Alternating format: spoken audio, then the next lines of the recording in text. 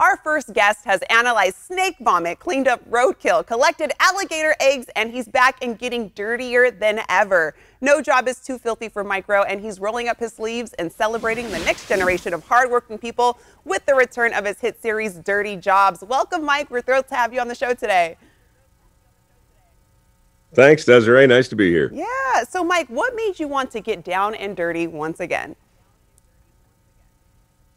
Oh, I didn't. I just got sucked into it, you know. I mean, it is funny. I swore I'd never do this again. I mean, I love the show, but in 2012, we were kind of done. I mean, we did 300 and we shot in all 50 states half a dozen times, and I felt like I'd done everything I wanted to do with Dirty Jobs.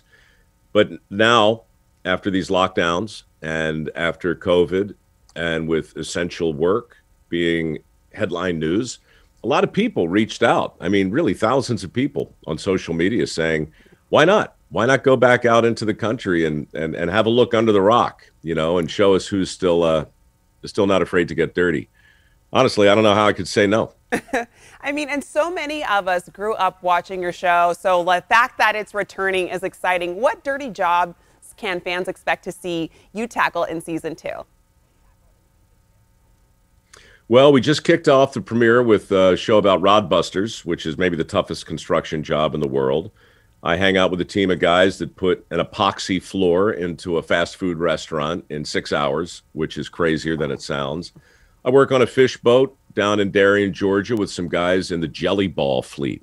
Guys bring in giant jellyfish and prepare them for consumption in the Asian markets. It's crazy.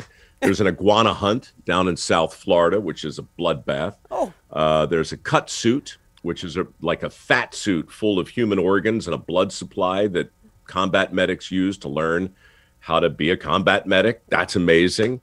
It's just, you know, the usual hot mess of stuff that you didn't know existed. The usual hot mess. I like that. And you've experienced so many jobs, from sewer inspector to cow inseminator. Is there one job you'll never do twice? Oh, well, you could probably take 60% of the 300 or so we did and say, I'm not doing that again. Yeah. You know, I mean, I tested a shark suit, you know, which is a stainless steel suit. Mm-hmm. You make the suit, and then you throw blood and meat in the water, and then 30 or 40 sharks surround the boat, and then you jump in the middle of the sharks and let them bite you, right? Now, I'm not going to do that again. I did that once, and I feel like that was enough. Yeah. Okay, I'm not going to do it again. So, you know, I castrated lambs with my teeth. Okay, it's a real job. I did it. I'm not going to do it again. You know, I jumped out of a plane, pulled my own chute with the Golden Knights. You know, that's exciting. Yeah, not going to do it again. Definitely got a lot more courage. It's like than most dirty people. What has been the scariest? It's like a dirty bucket list.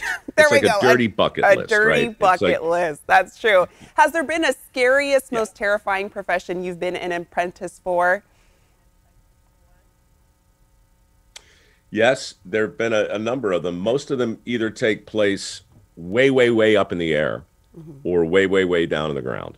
You know, being on the top of a radio tower or a cell phone tower that's about, you know, 600-700 yards high, that's amazing. Yeah. You know, that's terrifying. Yeah.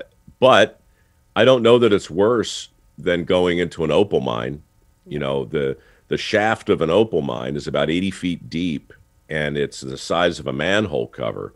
And you sit on a little piece of like a 2x4, a bosun's chair, and they lower you all the way down, like 80 feet, to look for opal in the sides, right? Oh, wow. And when you're 8 stories down a tube that's about this, you know, this big around, it's like being a tiny little action figure at the bottom of a bottle of Coke. And you just look up, and that tiny little piece of blue sky is way, way, way above you. That's, you know, I'll never do that again. You're going to pass on that. Well, you're a man of many talents, Mike. And, you know, I was told that you're really good at singing opera. Not to put you on the spot, but could we get a little opera singing from you? Vecchias immarassenti, il resto al pianto, scendere sacriamontio devi, le me grazia ricevi. That gotta Oh my applause God. for that. I feel like I was just serenaded by Mike Rowe. I can say that. That was amazing, Mike. And I You know, wanted I wanted to ask you real quickly too. You're out there working with blue collar Americans. Do you feel like the champion for the underdog, showing Americans everywhere how those doing manual labor have some of the toughest jobs? well, look, I mean, it's to the extent that that's true, it's a privilege, and I'm happy to speak on behalf of all work, really. But the truth is, Dirty Jobs is a love letter to manual labor and Yeah. blue collar work, but it's also in equal parts a love letter to entrepreneurship and small business.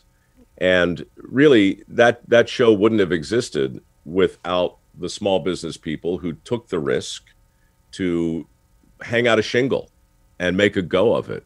People are always surprised, when I tell them that over the years we've probably featured 40 to 50 multimillionaires on Yeah. Dirty Jobs. Yeah. You just didn't know it Hmm. because they were covered in grime or slime or crap or something worse, right?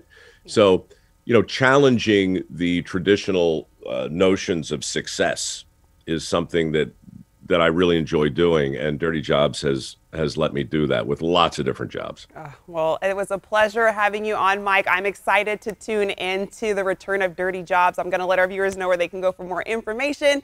Dirty Job airs Sundays at 8 p.m. on Discovery.